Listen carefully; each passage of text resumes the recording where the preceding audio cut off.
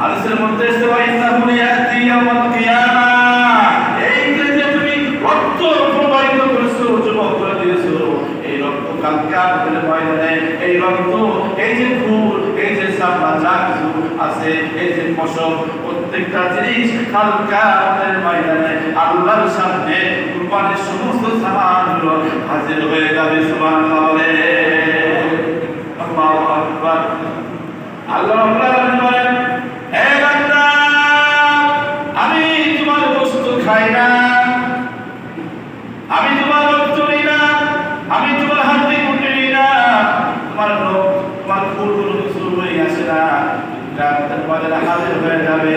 তবে মনে রাখো, আমি তোমার দিকে একটা, তোমার ভিতরের একটা যে তাকওয়া, যে কুরবানি, তোমার মনের পশুটাকে কুরবানি দিয়ে দাও, আর ইখলাস পরিপূর্ণ হতে হবে। আমি যা কিছু করলাম, আমি যতটুকু কুরবানি করলাম, সব হলো আমি আল্লাহর জন্য করলাম। কুরবানি কার জন্য করলাম? আল্লাহর জন্য করলাম। কুল ইন্না সলাতি ওয়া নুসকি, আমি নামাজ পড়ব, আমি কুরবানি করব, আমি যা কিছু করব, আমার ভালো মন্দ সব হবে আমি আল্লাহর জন্য। যদি আল্লাহর জন্য না হয় তাহলে কোনো কিছুই কবুল হবে না।